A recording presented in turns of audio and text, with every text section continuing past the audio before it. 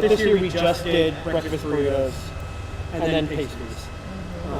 Just to like, I know. Okay, we're like on. throw food out quicker, you know? Yeah. All right, ready? Ready. All right, welcome to the Bill and Kelly Show, coming to you live from Byway Brewery in Hammond, Indiana. Yep. And so we kind of excited about this show because we got some of our favorite people on it. They supply us with both spectrums of stimulants from the upside to the downside. And so I'm going to do is get right after it and allow everyone to go ahead and introduce themselves. And we'll start over here with the folks from Smalltown Coffee Roastery. I'm Elizabeth with Smalltown Coffee. I'm Annette. And Annette, and if you'll tell us basically how you got into the coffee roasting and how you started your business, decided to open up and supply coffee through the region. So we've been good friends for a while and have both lived in the region for a fair amount of time and realized that the region needed some good coffee. So we started experimenting a little bit and we've both been in the coffee industry at that point for a while. So we started experimenting with roasting and then actually got a professional roasting job and then ended up our own thing. Cool. And so right now you're, tell us where you're roasting out of. We roast out of Windmill Brewing in Dyer. Awesome. So we're going to get a little bit back to the collaboration between some of the coffee roasters, coffee shops, and breweries. And just why don't you guys pull that mic a little bit closer to you? All right. And I know this is painful, but move the beer and coffee out of the way. That's not too far away, right? Yeah. So let's continue moving around the horn. And next we have Gabe from Grindhouse in Griffith. Hey. Yeah, so I'm Gabe from Grindhouse. Grindhouse kind of came from just years of working in restaurants, and it's kind of the only thing I'm good at is food and coffee. Started my first coffee shop job as a barista in 2004. After that, went to culinary school, did my internship at FLUID, worked my way up to head chef, and then after that, really focused on the coffee. So when we opened Grindhouse, which was in 2012, so we're 6 years old now, we wanted to make it like a really killer sandwich or a really killer coffee, where a lot of places you can get really killer coffee and like kind of mess sandwiches or the other way around. So Grindhouse, we try to do all of it. We've got an in-house pastry chef, so she bakes stuff every morning, and we make coffee and sandwiches, and it's a good time.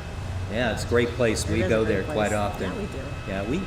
We've got to be careful. We can't play favorites of these people. Well, no, but they're all my favorites. They're all our favorites. Yeah, That's the problem. I mean, they really are. Yeah, we're spending a lot of our income. That's why you're here. That's right. So, and as we continue around the horn, of course, you guys know who we are, right? Yeah. We were actually in the paper recently. I know we were. Yeah. We were beauty miss, as you would say. Right. Beauty miss. Very beauty miss. And next, we have a representative from Byway, and you think someone else is going to be coming along too? Yeah, when he gets to it, he'll Okay, be, great. our So- brewer Patrick should be able to join the show. So. Great. Great. Hey, we're laid back. You could pull in customers figured if you so want. much, Whatever. yeah. So why don't you tell us a little about Byway, Phil? So I'm Phil Sajn. I'm the general manager at Byway Brewing Company here in Hammond, Indiana. A little bit about us. We opened in July of 2015. It's three friends that opened up. And they have a beer and food background. That's where I come into play too. I'm a food guy. I went to school for it. So it's kind of a perfect marriage to have the beer and food. A little bit of uniqueness to us. We got a really talented chef that comes from a fine dining background. So he brings the fine dining background and joins it up with the pub style food and puts his own little twist on it. Our brewer comes from Philadelphia. He's won 8 GABF awards. He's a really talented guy. We're family friendly, host a lot of events here. It's just we try to be a little more, place for everybody to enjoy. And this is their brew house that we happen to be in. Yeah, Brew house. And we- brew room, and Thank it's a you for party room, hosting this too. for us. Yes. This is great. Yeah. Actually, you got the great lighting reflection off the tanks. Byway doesn't have an issue with lighting. No. So are we going to be No. able to tap off the tanks here in just a bit? We'll talk to Patrick, see what we can do. Yeah. And next, of course, we have, I like to call them the king and queen of dark coffee. Chuck and Alison Scates of FLUID Coffeebar. So we're FLUID Coffeebar, and that's in Valparaiso, and we like music and art and things like that. So we try to, like Gabe joins his, good coffee and good food together. We try to join more of the arts and the good coffee together. We do have some food, but that's not our focus. Hey, We the really Parma want- Police. You like the My baby, favorite. baby. When I'm Please. there, That's Parma Alison. Police. Oh, She's the man. That's yummy. mixologist. That stuff can get you in trouble real quick, I'm Yeah. telling you right now. You get Parma Police for breakfast, lunch, and dinner. Oh, yeah. Yeah. So, yeah. It's gained its popularity too, Yeah.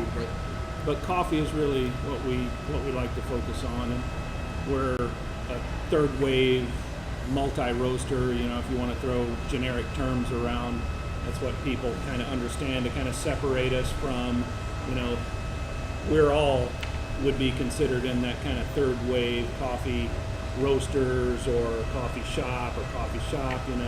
So we offer good quality coffees, small batch roasters like Smalltown, and just really good fine coffee, and that's what we focus on. And we take it, we try to make it palatable to the general public, which you guys got samples of a couple of our elixir and our Yeah, baby. high velocity. So those are two of our more popular coffee cocktails, as we call them. So, but if you want a straight good cup of coffee, we've got that too. So our background is, so we've been there for 2.5 years now in Valpo, and we weren't in coffee for a really long time. I was in the building industry at a construction company. Alison was into selling fine arts and antiques, things like that. And 20 odd plus years ago, we were in the position to open up our own coffee house, and just wasn't able to put it together. We were young and just couldn't get it together. And that was before the big guys, kind of took over every corner in every little town with espresso-based drinks. So that would be the second wave, and so now we're into that third wave. So Yeah, and- that's where we're at. And it is a success story, both Grindhouse, you, and unfortunately, yeah. one guy. Our friend who from ran Sip it Coffee some- House. Yeah, in fact, because they're so busy. Now, our friend Anthony. Norman could not make it today, so Anthony, don't worry about it. We Yep. totally understand. We'll do another kind of thing Yeah. sometime soon. Right, and that's actually the one party that's not here is Sip Coffee House, who actually host our Thursday show, and which we're much appreciative of. But they're really representative of the coffee shop, the other coffee shops here. Yeah. And one of the things that we find in these coffee shops that have opened, locally owned, is their support of local art, both performing arts and breweries. Visual As far arts. as performing arts, it's ingrained. Actually, we'll come back to Chuck and Alison, because Chuck is an artist, and an awesome artist, actually. He had some work in the pop-up event in Valparaiso, but if you walk into FLUID as well as Grindhouse, you see an amazing amount of art. And Art, collectibles, cool collectibles, things to look things at. that you could buy. And so that's one thing that you'll find different from the big guys, as they refer to. If you're an artist, I don't think you really want to be tied into a large company like the S. Well, you can't be. You can't be. They don't do that They don't kind allow of it. thing. And so that's one thing That's that the joy of a small, locally owned company. right Is now. that they're community oriented, they're people oriented, they care about where they're at, and they want to do good things for their for their And base. So let's talk about that, the arts and how you blend that into your coffee shops and actually roastery, because we just had your Guatemalan coffee and talking about art form. We just had it this morning and It was so two good. things together that we were enjoying, WGN News, which we're big fans of TV, and your Guatemalan coffee. But let's talk about that for a while, because we talked a bit about coffee shops here. Let's talk about Guatemalan and your influence. What made you, because it has some 3 interesting combinations, which probably are representative. Actually, one of them not so much, but it ties in. Why don't you talk about the Guatemalan coffee that you just came out with? Or maybe just not came out, we just had. We just got it. But Yeah. Yeah. So- I don't know if you want to share a little of the roast profile. They were mentioning before how they enjoyed the combination of tobacco, chocolate, and caramel, the flavors, and they were curious as to how all that kind of happens in one bean. Yeah, so some of it is naturally in the coffee, depending on where the coffee is coming from. Like the Ethiopian we have up here, that's going to be dramatically different from the Guatemalan, just based on the origin that it's coming from. So that's what the starting place with it, and then you go into also the processing of it, so how it was dried. It was traditionally dried versus naturally processed, which means it's a lot cleaner, smoother cup of coffee, whereas the natural process is going to create more fruity, even sometimes fermented flavor in a coffee. And then moving on from there, then you have the roasting element, which is where we come in. And it takes some practice and sample roasting and testing and Lots of drinking coffee. Yeah. You roast it, you gotta drink it. You roast it, you drink it So again. you guys So- sleep at all with all this? every once in a while. Everyone. So the tobacco that the flavors that are in the Guatemalan that we really enjoyed, and it says right on the bag, there's tobacco, cocoa, and caramel. Yeah. And we don't really enjoy tobacco, but we No, got- but I mean that combination. Now, does that have to do with yeah. like the soil and the cross pollination and different things like that that give that bean that flavor? Yeah, the tree variety. I mean, even how different tomatoes taste a little different. Right. Different coffee beans are going to taste a little different, based on how they were grown, with where they were grown. And then also, on our end, what temperature you're using to roast it, like the start temperature, the end temperature, the airflow you have going on in there. The roasting process creates smoke, so sometimes you can even use that smoke to add. So you're really simulating that flavor then? Or- Yeah. Okay. So we're enhancing the flavors that are already in the bean, and you can enhance those in a good way, or you can enhance them in a bad way. So when we originally tasted, we were watching Larry and Robin this Yes. morning. Hi, Larry and Robin. Watching that. Yeah, I'm sure they are. Larry Potter. Well, Sean probably is. So. Oh yeah, Sean. Oh, by the way, Sean may be Sean. watching. By the way, Yeah, because Sean he's working Boyce. on a story about coffee and breweries, actually breweries. Breweries and So yeah, coffees and craft things, too. breweries. Hmm. So hey, Sean, how's it going? Maybe. Maybe. We don't Maybe know. later, Yeah. you may be out on saying. But what I found interesting about that coffee, because even before I looked at the label and saw what it was, is it had a smooth, rounded flavor and it went down very smooth. Which that's why I'm kind of a bastardized coffee drinker. I put that stuff in that you really aren't supposed to Yeah, put. yeah, yeah. But I decided, I saw the combination up front. But what I found interesting is the combination of the tobacco and the coca, which are two products of Guatemala. Then you tied that in with a caramel flavor. Now I realize a lot of this is simulated, but I want to tell you, it Worked. it worked. It Yeah, worked, it's and yummy. it is very smooth, and you could taste those overtones in it. So I mean, from an artistic standpoint, oh my gosh, it is really representative in art form in coffee. So Does anyone else want to talk about that? I mean, the different inspiration of art and so on with what you do. And Chuck, I we've do got to have to talk say about something. your Yes. beer coffee. Good. Tomorrow we have an art show.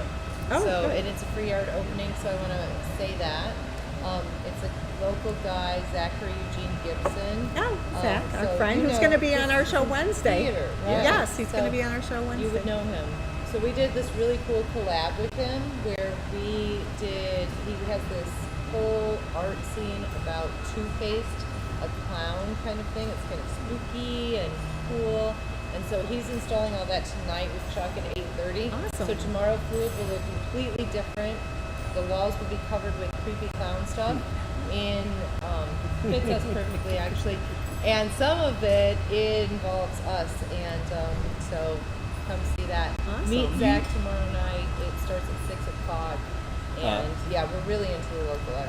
You two do make the best vampires I've ever seen on We Halloween. did dress up as vampires, right? Yeah. It's still on my I see Facebook pictures page. of that. Allison was giving me this real creepy, like, how much blood do you have look. Yeah, I was totally creeped out. I look at it sometimes, but yeah, great people though. I mean, if you're watching a show in Valpo, you've got to go in and. Thank you. But it's so creepy clowns. Creepy clowns, What's yeah. the clown that hangs down in the sewer? It. It's but It. Pennywise. Pennywise. This is kind of like Is goth. Pennywise going to be in there? creepy clown. No. No. No, it's kind of gothic. Other cool, creepy huh? clowns though. Kind of gothy creepy clowns. Oh, yeah. nice. I like Yeah. it. You'll have to come see it, definitely. Oh, we'll It'll be So- there. We'll be it'll there up a Wednesday whole for month. sure. It'll be So up for a whole month. If you Yeah. have a fear of clowns, talk to your counselor, see if this is a good thing.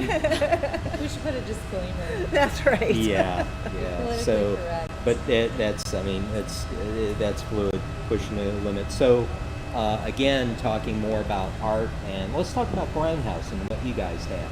And Yeah, I guess when it comes to art, I think, and I'm sure Chuck and Allison can attest, like when you're an artistic person, like what you do is going to be artistic. Like if you think artistically, whether you're trying to do something artistically or not, like it'll show. It'll show that you care about it, that you worked hard for it, and that you're creative. Yeah, at Grindhouse we do a lot of like wacky stuff. like your sandwiches. I mean, Yeah, the sandwiches, we try to push the limits of what a coffee shop would serve. So when I worked at Three Floyds, after there I worked at like a really high-end steakhouse, and then I worked at a sushi restaurant in Chicago. So I used to roll sushi and like make really fancy food. And I wanted to make the kind of sandwiches that I could afford to eat every day. And so like when Grindhouse opened, we made affordable, inspired food. But the same thing with coffee though, like, you know, a lot of people would like judge for putting cream and sugar in your coffee. But like, Judge David. which, sure, whatever. But like, I have a friend who drinks cream in his coffee, and when he drinks black coffee, he's like, oh, this just tastes like black coffee to me. And then when he drinks it with cream, he's like, oh, I can taste these notes and da-da-da-da-da, because it's how he's used to drinking it. But at Grindhouse, like right now, we've got a latte with charcoal in it. So it's like speaking of goth, it's like a black latte. The charcoal turns the whole thing black, except for the latte art on top. You know, we do like real pumpkin in drinks, and you know, we've done like honey ginger lattes, and you know, we try to push the boundaries of like do stuff that you couldn't find at Starbucks, things you couldn't find at a more traditional place. So let me ask you a question. If you have one of these like Starbucks customers, I'm sorry, the S-word customers. I'm thankful for Starbucks. If it weren't for Starbucks, Chuck and Allison wouldn't be here. You guys wouldn't be here. Damn straight. That's like right. people come in and they say, "Oh, like, can I get a grande? Oh, I mean medium." Sorry, like that's fine. Like I speak the language. Yeah. Starbucks has, you know, 30 years ago, They did nobody in revolutionize. Indiana would have ever paid $3 for a cup of coffee. Exactly. Right. You know, people are paying $5 for barrel aged and nitros, and you know, like if it weren't for Starbucks, we wouldn't be at this table. So, big up Starbucks in the 70s. That's right. Yeah. And that's the other thing that I want to talk about is with the coffee shops is the cold brews that you guys are now serving a new onset. And you know, one thing I want to go back and you know what, I'm going to do something here just to make sure that let's move that mic. We'll toss that mic back and forth. People are used to this on our show. I mean, people work listening to us on WGN. Give us a studio, and we won't have to do this. There you go. So it'll come back. Don't worry. So maybe move that a little bit so it's in front of you guys. Yeah, there you go. All right, so We have our Yep, brewer yep, here we're- too. Yep, so. we're going to come back. So let's talk about specifically Chuck. You've done some crazy stuff with trying to make coffee taste like beer. And I've actually been a benefit sample taster of a lot of those experiments. Yeah, you have been. And when you first barrel aged a cold brew, all the way to the most recent one, where I looked up and said, "When did you get your permit?" Yeah. So, talk to us about and as I call Chuck the closet coffee beer brewer. He wants to brew beer, but so go ahead and talk to us about your quest to brew coffee. It's a lot easier to brew coffee than beer. I'll just say that right away. So we're huge beer fans. Always have been. It's beer, coffee. Now wine, evidently. We have a wine coffee collab with a local winery, so that'll be interesting. We tasted that yesterday, so that's really good. My palate for wine is not as sophisticated as it is for coffee, but I think it was good. I like what I like. I like what tastes good, and so we're happy with the turnout on that. So you can look for that pretty soon. But the beer coffee inspiration came to us a couple of years ago. Before we even opened, we were out in Colorado or something, and there was a place doing hops infused cold brew, and It was amazing. And we actually had it at an art gallery. Yeah. And, so it was a great place to try it for the first time, and it was really, really good. And I thought, I could do this. I think I could do this, and I think I could do it better. So we came always back, think and that. It's usually right. So we came back and we played with it, and lots of fails, to begin with. You may have been the recipient of a couple of those fails in the beginning. I've never Trying had a bad different anything. Yeah. Luckily, we have this great beer supply place in Valpo that we can go down the street and pick up hops, like little tiny, bags of hops, and try different hops and throw stuff away and just Brewhouse, 24 hours. Jeff yeah. Blade, there's a Yeah. throw out. Jeff there. Blade, Yeah, Jeff Blade. filling our CO2 today. Yeah, he supplies a lot of stuff to home brewers and to brewers He does, in the he area. does. So He he's a go-to Great guy guy. in Valparaiso, right off of 130, Yep. right next to another people we like, Forefathers. Yeah, Yeah, Forefathers. That's right. Forefathers. And which I like to bring them up because they've done some crazy stuff with beer as well. Yeah, they like to Really do do. weird things. But They have a collab with Jeff Blade right now. Oh, really? They do. Jeff if you is go into collabing with Forefathers, people. yes. Oh. It was his, I don't know what he contributed. I think his hops, his ideas, his taste, but it's called something like the Jeff. But it's really, it's really nice. And also, for you people that are interested maybe getting into home brewery, Jeff Blade's place, what's the name of it again? It's Brewhouse Supply. Brewhouse Supply. They also periodically put on workshops and classes on home brewing. Yeah. Yeah. And so it's a place, if you're interested in getting into home brewing, that a place you definitely want to stop by. I think one of the few places left in the region that a small, locally owned shop that supplies brew supplies. And so now one thing I will say though, the last taste I got of your last attempt to create a coffee that tasted like beer, like I said, I looked up and I asked Chuck if he had his permit, and in case someone Well, came in. that was a collab We between did the that two of us together. because I'm pretty stereotypical. I like IPAs. I like the hoppy beers, and she White boy likes beers. the what? The white boy Yeah, beers. yeah, yeah. Just saying. Now, What are you gonna do? And she's a big porter or stout, so we tried our hand at a Russian Imperial Stout coffee, and You got- then we nitroed it. guys, keep in mind, we really don't have a control room where we got a guy with a finger on the button. Yeah. So, Well, you shouldn't have invited us though. Well, there's some things that we let go, but so it's all good. So that again, I've got to draw back to now. When we go, Wait, I wanted to hear, what was it called again? Imperials? So it's a Russian Imperial Stout coffee that we kegged and nitroed. So just traditionally, like you would do a Russian Imperial Stout beer, we just did it. It's non-alcoholic and coffee based, So now the other thing you've done is the barrel aging of your cold brews, which you don't have. You just barrel age them, Yeah. and you've done several different cast or barrels. Yeah. And so you want to talk about that just a bit before we move? That was a collab. That last one, that Russian Imperial Stout was a collab with the guys from Dark Matter. So a guy named Carter, and we did that together. And then a guy who works at Crown Brewery, who used to work for us, which is Ben David Armstrong. And so we kind of all worked together with the coffee, the hops, the malts, and then we threw that out and it came out at FLUID. And we only did 1 or 2 kegs of it. We barrel aged it in a barrel someone gave us from Journeyman. So it was like a lot of these region people. We all got together to do this, and it turned out great. I thought we sold through it really, really quickly. It was a one-night thing. Yeah. Cool. So why don't we go to the brewery here now, and because we have someone joining us. Can we move that microphone over just a tad? Move it back here. It's okay, Go I'm ahead. loud enough. Okay. Yeah, you work in the brew house, so you've got to be loud, right? So, all right, why don't you tell us your name and your Your background, how you Background got and- into this, and My name is Patrick Jones.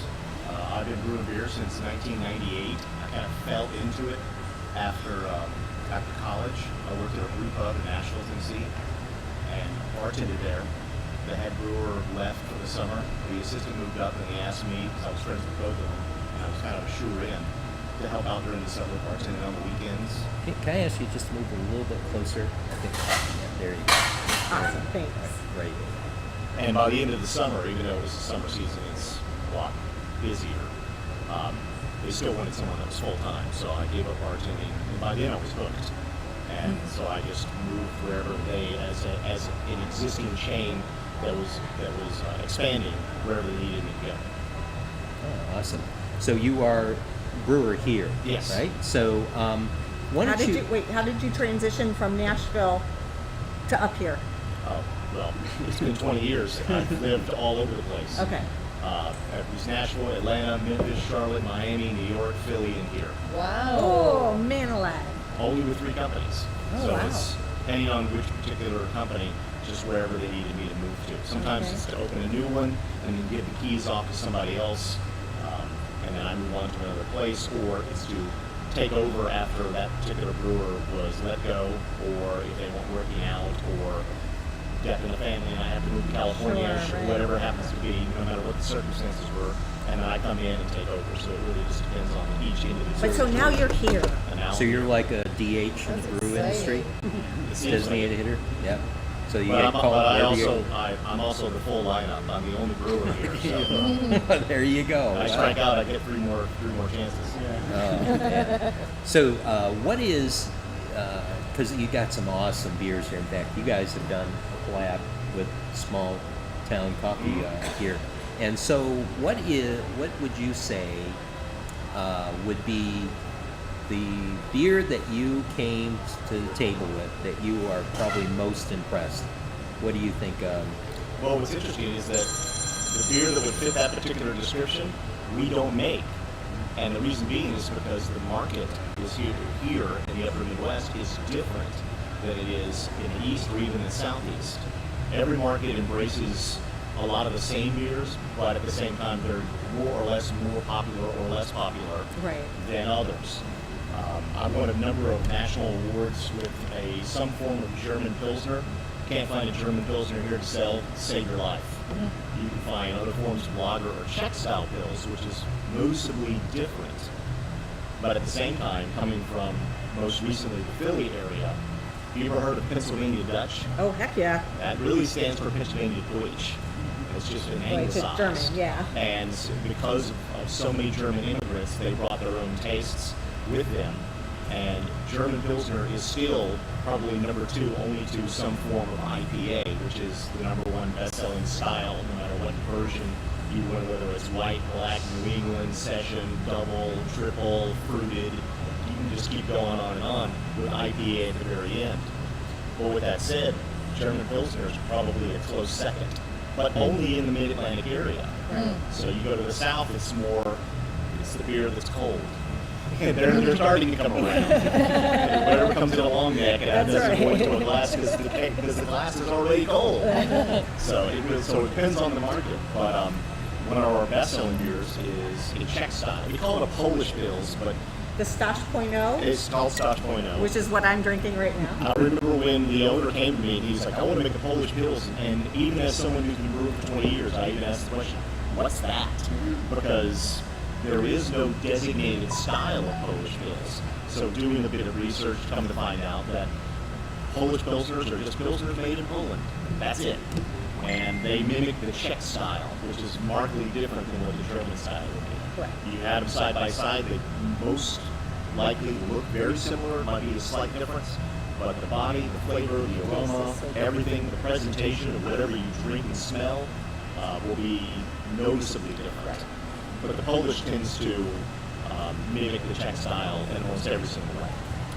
And I even asked the question, why are we going to call it a Polish style Pils? And he said, well, and this is actually true. Where do we live? Well, I'm not being from the area, I didn't know that, which essentially is that this is the largest population of Polish There's a descendants reason we have outside of Pierogi Warsaw. Fest around here.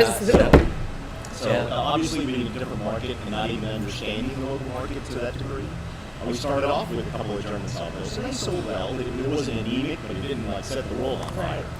But when he had the idea of it, and it came to fruition, and it has become a mainstay for the most part. It comes and goes based on production schedule, but we just recently, in the last, say, 3 weeks, decided that we're going to make it our year-round offering for, we can call it an introductory beer. I mean, not everybody is as beer savvy as your neighbor or your friend down the road. And so some people still want something that's similar to what they had in college.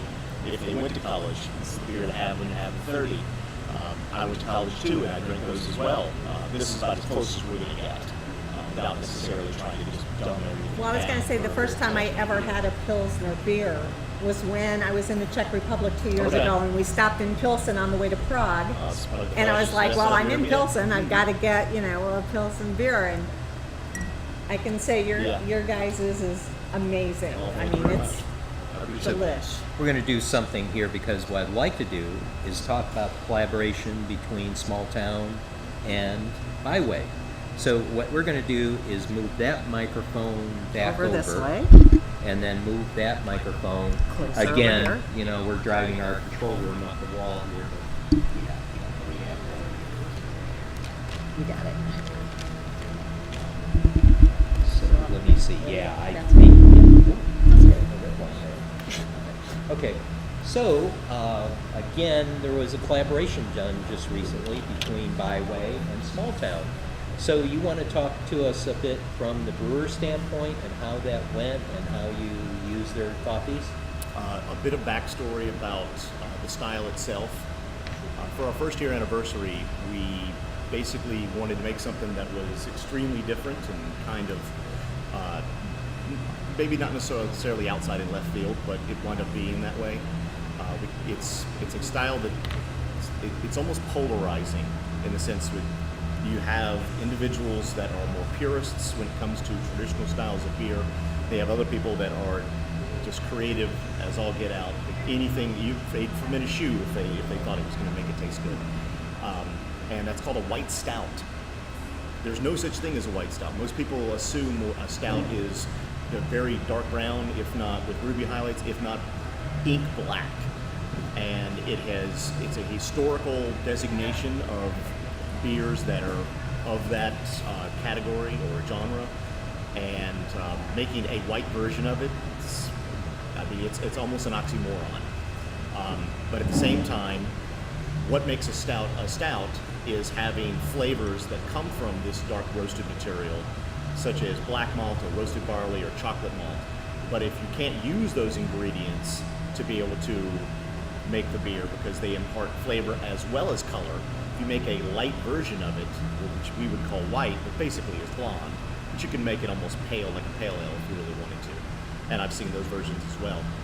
Then you have to be able to mimic those flavors in some way. And we decided to make our first anniversary beer a white stout. We wound up using a roadster that was in Chicago that we had a connection through. But we also wanted to recreate it as well by using more localized ingredients. So it was popular on draft, and we wanted to be able to barrel age some as well as add some other flavors like cinnamon and vanilla. But at the same time, if you really want to be able to have a roast flavor and you can't use actual roast grain, then the only closest thing you can get is coffee. And in building in anticipation of brewing this beer, our sales and marketing manager, Angie, who isn't here at the moment, knew of Smalltown Coffee. And she's like, let me get you in touch with them and see what they have to offer. And that's where you folks came in. And so, did they select the coffee? They gave us a list of coffees that they have on offer, and then I chose from that based upon price as well as a little bit of background of description. Because not all coffees are the same. They'll be the first ones to tell you that. Exactly. We know that. Believe me. We're They learning deliver that. bags like once every other week. to Yep, us. every 2 weeks. Every 2 weeks.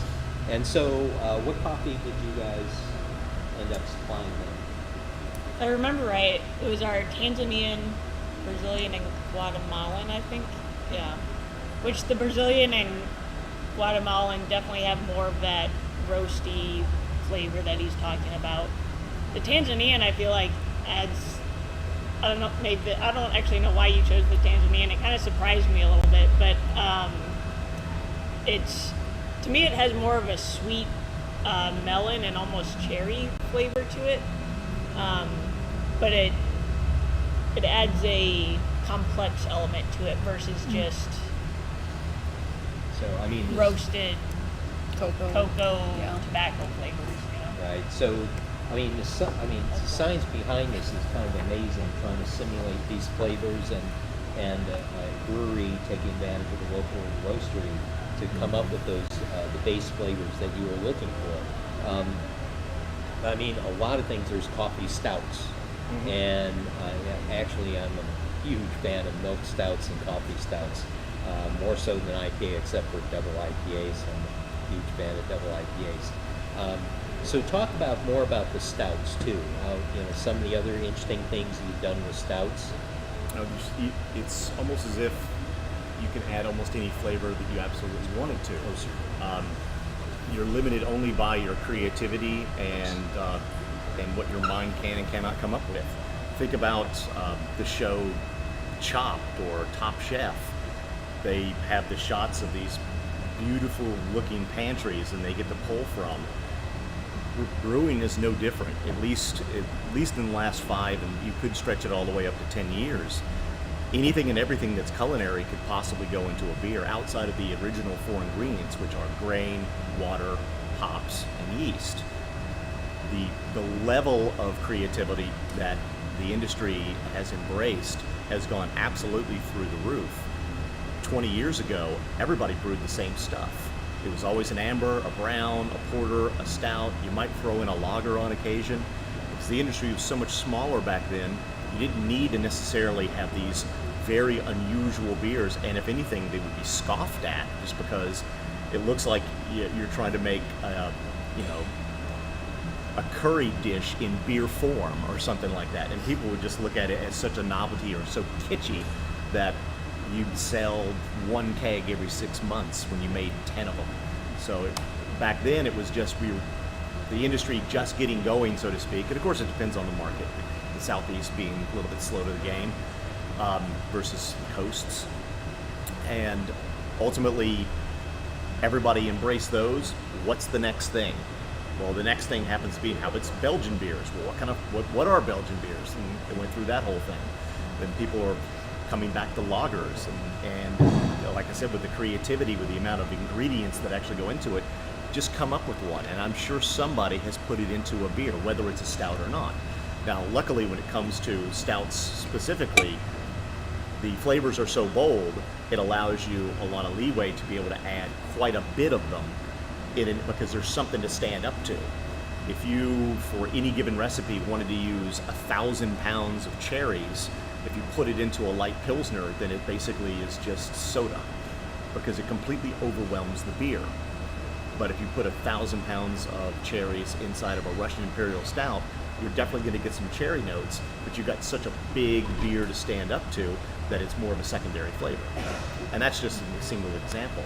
So my next question to you would be, and it sounds like the stouts, although my guess would be from what you just said, have the widest fan out as far as allowing you as a brewer to experiment with different tastes. Is that true, or what I guess what category would you rank as being the one you've experimented with? And let's step outside of Byway, but what category do you think of beers would be the most that is expanded, that allows brewers more flexibility as far as artistic representation, trying to duplicate a taste or try to come up with a unique taste? It would have to be a toss-up, at least at the moment, between IPA, because there's so many different versions, and stouts, or you can lump porters in there as well. And the reason being is because, I mean, think of it. You can make a jerk flavored stout. All it is jerk seasoning. Now, does it work? Well, that's another story of whether it actually works or not. You could use habanero peppers. Obviously, a traditional stouts being very dark, it's less about a color than more about aroma and flavor to go along with it. But being a very flavorful beer to begin with allows you to bring a lot to the table to hopefully stand up to it or complement it. Coffee does complement the roast very well, so that's why coffee stouts work really well. And of course, you can always have a milk stout, and then there's chocolate and vanilla and cinnamon and name any fruit that you really want to. Once you get into more acidic kind of, like say orange or even fresh pineapple, unless it was extremely sweet, the acidity doesn't necessarily complement the acidity that would necessarily come from the roasted material, because there's a lot of how roasted material, like say roasted barley or black malt is made, is very similar in how coffee is made, and so it tends to be on the acidic side. Now, granted, it's too easy of an explanation that they are the same. There's some similarities, but they are not exactly the same. So would you say it is more difficult to infuse a fruit flavor into a beer? Not necessarily, but it depends on the fruit. If culinary-wise, you're always wanting for something that's going to harmonize and not clash. And sometimes fruits, depending on what beer you're going to make. I mean, think about IPAs. Standard IPA is going to be bitter. Well, sweet goes with bitter really easy, but acid doesn't necessarily go with bitter. So if you're just going to have bitter and acid all over your mouth, then that's why sour IPAs haven't really taken off. There may be at some point where a refreshing tartness may come into play, but you're not going to get dry hop Sauvignon Blanc. And if you do, it's going to be more of aroma and flavor as opposed to the bitterness associated with hops. To go with, I'd say, a New Zealand Sauvignon Blanc, which is very tart, very crisp. So that would complement. But unfortunately, if you're using hops, more than likely you're going to get bitterness to go with it as well. So I don't see those necessarily anytime soon. I've used wine as an example, but beer follows in the same. I'm just amazed at the complexity that you have available to you to use the flavors. One of the things is strains that the stouts that I've witnessed, that 18th Street has done some stuff, and also Devil's Trumpet has done some stuff with a chocolate and a pepper flavor combined. That is awesome, and there seems to be a strain with that going through. So, but that is something we could do an entire show just on that. But what I want to do is jump back over here to this side of the table. So actually, they've already got the microphone. So let's go to Smalltown, and You brought us The Ethiopian. Ethiopian. So one Which thing one is that? That's the Ethiopian from. A traditional process. Okay. Yeah. So why don't you folks tell us a bit about? There's one thing that, and you don't do this all over the region, but I know you do definitely in Highland. We get ours delivered That's to our right. house just because we're. No, because that's what they do. That isn't what I was told. No, well, You are Right. special. You're part of the coffee club. That's I right. get called that's true. special We a are lot. part of it. Well, yeah, small less special. You know, our engineer in the control room cannot press that button fast I enough. know, to that's be why I ready. can say it. Here, all my special ed teachers are going to be right here, particularly one who we know. So, anyway, talk to us about, because that is Melody. And you have like a coffee club or something. So, Yeah. talk to us about that and some of the things that Take that one. you. So, Yeah, so Coffee Club, it's our coffee subscription. So you get fresh coffee roasted often that day or the day before, delivered right to your house. We deliver free to Crown Point, Dyer, Highland, St. John, Hammond, I don't know, I think a couple other cities as well, Griffith. And yeah, so we also do events for Coffee Club members, which you're kind of new. I don't know that you've been able to go yet, but we'll do. My schedule has not let me, but I've been invited to two. I just haven't been able to make it. So events centered around coffee cuppings. We hang out at Windmill Brewing sometimes, and we'll just make and drink lattes. And then we share samples with people too. So like when a new coffee's coming out, the Coffee Club, they're the first to get the new coffee. So. And how would somebody go about becoming a member of this coffee club? Yeah, so smalltown.coffee/club, or you can find it through the menu on our website too. And they can just Google Small Town Coffee and it'll pop up and they can go to your website. Yeah. Do you have a Facebook page as well? Facebook, yep, Okay. Smalltown Coffee Co. are you guys going to be at an event here pretty soon? Or? Tonight, actually, we're doing the Denier. We're doing the Dyer, the Dyer night out against crime with the police department, and we'll be there with Windmill Brewing, and we'll have nitro coffee for the first time. So come try that. We're giving it out free. So So this is the first time you do it? yeah, we've done some beer collabs, and we've done lots of cold brew. This is the first time we've done a nitro. And one neat thing that you want to talk about your bags here. I like the bags actually. Yeah. So, and they give you, actually I opened up the band for the first time. I know Yeah. there was instructions on the inside. Yeah. And temperature and all. Yeah, we realized if we went to like all these lengths to try to roast great coffee, but you didn't know how to brew it, then it might not turn out great in the end. So we thought we'd put directions on the inside. But yeah, it's just a zipper bag. You can reclose it. And on the back there's like usually a profile. Yeah. So the first one is delicate or heavy body, mellow or lively brightness, and then light or darker roast profile. There's kind of like a slide bar on the back. Right, You know, it's hard for you guys to see that, but when you get it, you'll see what the profile is. A darker roast or a lighter roast and so on. So, and the bag I particularly like because it's resealable. Yeah, Not it's like handy. you get one of those cheap coffees you get from the straps. You open it up and you got to find something else to put it in. And, Yeah. so it's one thing, since we've got a roaster here, it'd be nice to know, can you tell folks what the ideal way is to brew a pot of coffee or a cup of coffee? And then yeah. also, maybe they don't have some of those fancy gadgets like they have at Grindhouse or FLUID or SIP, what they can do to raise the old Mr. Coffee maker, or should they throw that out?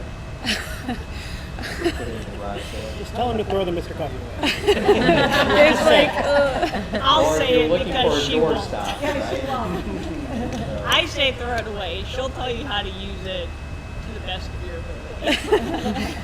if you must keep the Mr. Coffee maker, step one is to stop leaving the coffee sitting on the burner. right? Just stop burning your coffee. Maybe clean the thing out. Clean the thing out with some vinegar. That's supposed to be your coffee cup too. Yeah. I think it's a little bit of a myth that brewing coffee in a specialty way is expensive. You can get a pour over, a little plastic Kalita cone filter from the grocery store with some filters for less than $5. So if you really just were working with a budget, I would say do that and then get a blade grinder. So definitely grind your coffee fresh. And that's going to cost you maybe less than $30 to get started. And then use hot water that's no hotter than 205 degrees. So yeah, but then if you wanted to be a little more precise, I'd get a nice burr grinder and maybe a French press or a Chemex. Scale, please get a scale. Kitchen scale, also not expensive. So, I mean, okay, let's say money you guys get back. What is the ideal way to brew a perfect cup of coffee? It depends on who you are. Yeah. To us, I would say our favorite way is maybe the V60 pour over. V60, Hario makes a really nice little ceramic. So, pour over really is the way to go. That's my favorite. So, but you also got AeroPress, French press, Chemex, and those are amazing ways to brew coffee as well. And of course, espresso. So, go to Gabe's shop and just order an espresso. There you go. Do that, yeah. And Yeah. also, Sometimes- I said, oh, you don't have these there.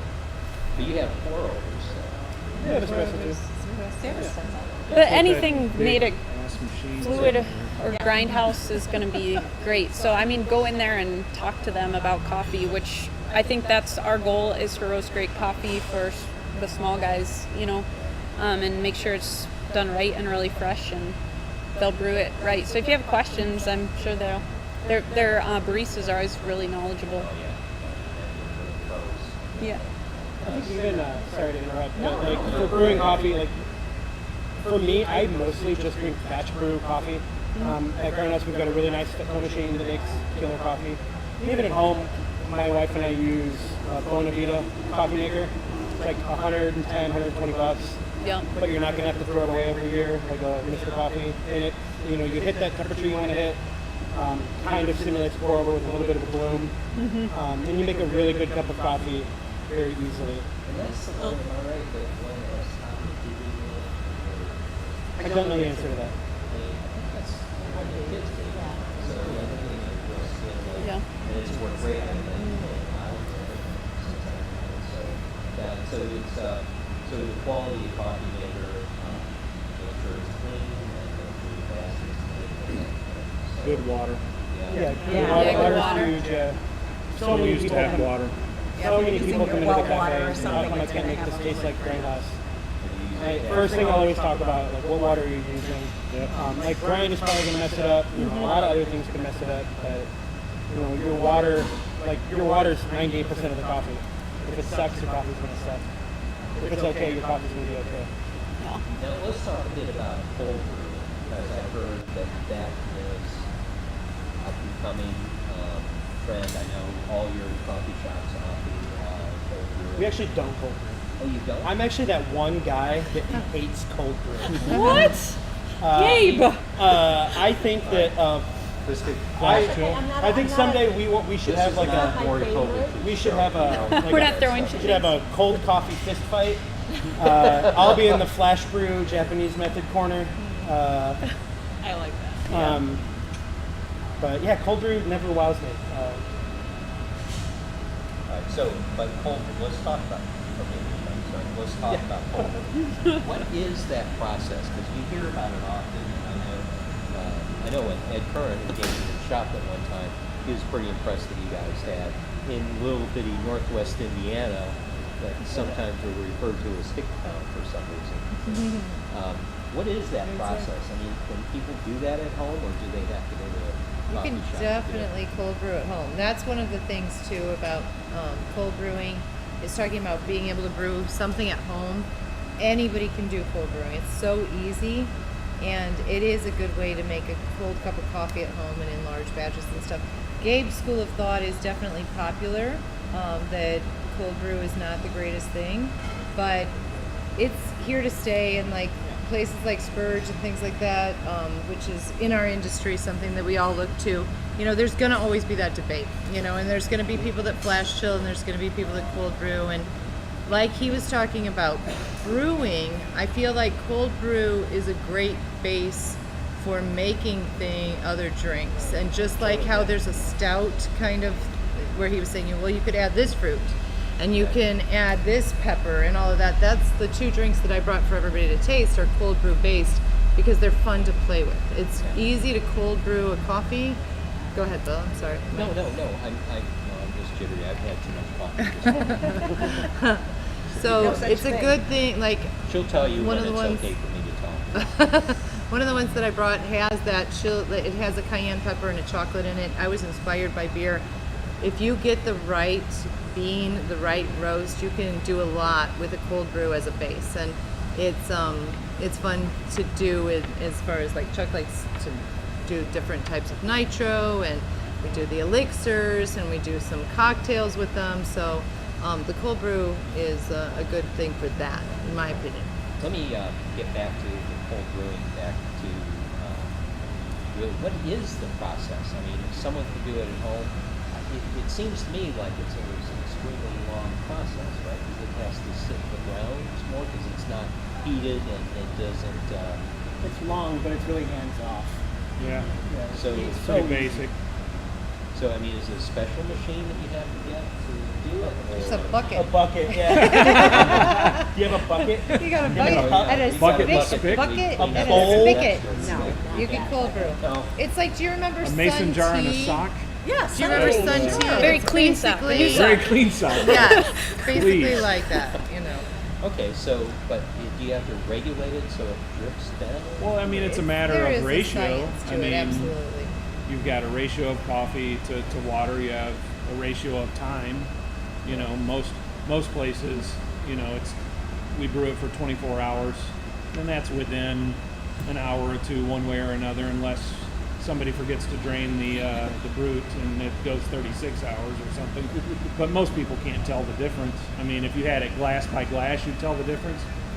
But like Gabe was saying, we all want everybody to enjoy this wonderful Ethiopian coffee that these guys have roasted, and along with the Guatemalan and a myriad of other single origin coffees that people don't understand. It, you know, not all coffee is the same. So, I mean, we want to get people to that, but we have to kind of start them out with this stuff that we brought you here, because, you know, people like sweet.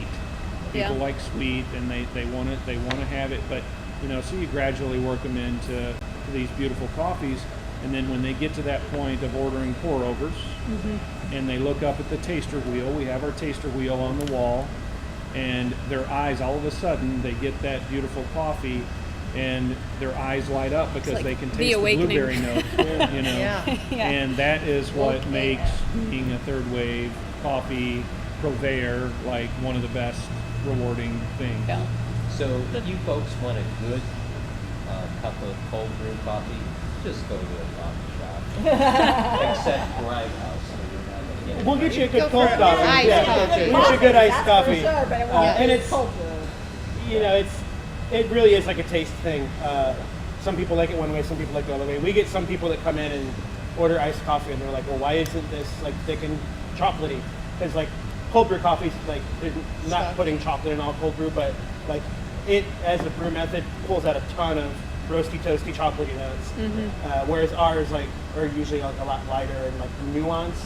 But like Chuck and Alison said, like you can really play with cold brew. And I guess technically we use cold brew as a base for our frappes. So I guess technically we do cold brew, but we make like a thick concentrate.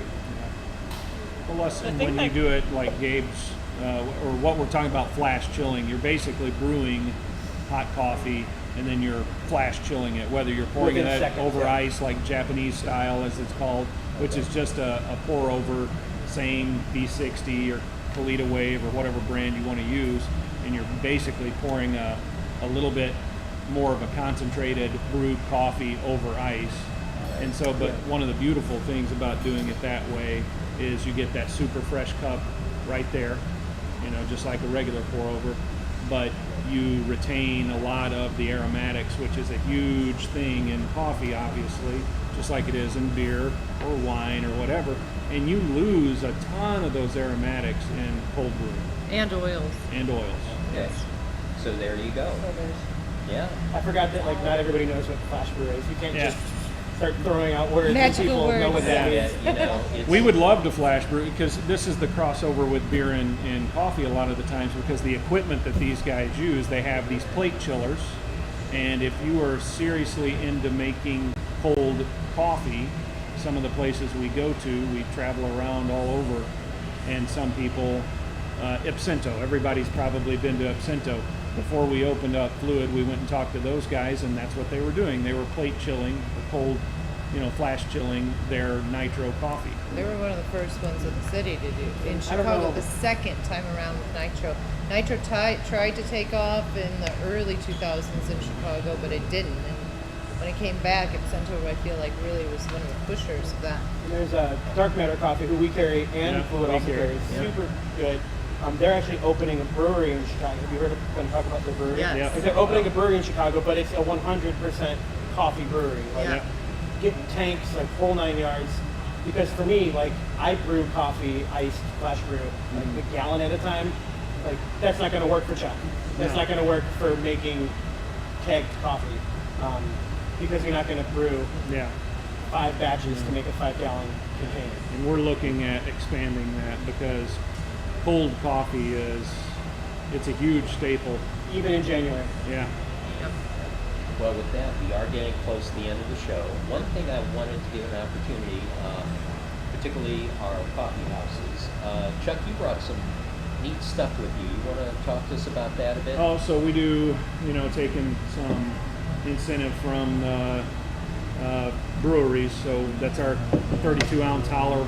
We'll fill it with more or less any cold brew coffee elixir or cocktail that we make.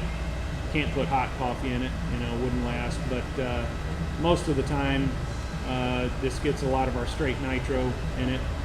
And a little note to everyone, we do half off rocket fuels on Mondays, where you can get a rocket fuel howler of this for $5.50. Which our rocket fuel is a cold brew cocktail, which it has a little bit of cream and then local maple syrup in it. So that local maple syrup and cream with the cold brew works perfectly. It tastes like a coffee milkshake. Yeah, And so we sell a ton of the howlers and it's an exchange program. You bring the bottle back dirty. We do the sanitizing and everything. Give you a fresh bottle every time. So Yeah, watch that rocket fuel because you get really hyped up on That's one of our most popular drinks. sneak up on it. Good Yeah. stuff. it. Yeah. It is good It- stuff. We And have the other thing that magnets you and brought stuff with you and was cups. like what was that? It was a cold brew elixir. Yeah, Right, so and that had Ginger and turmeric. Yeah, and we make I that really all love. in-house. Yeah, it's like coffee soda. Yeah. It is. And in-house, it's on tap. It's on CO2 in-house.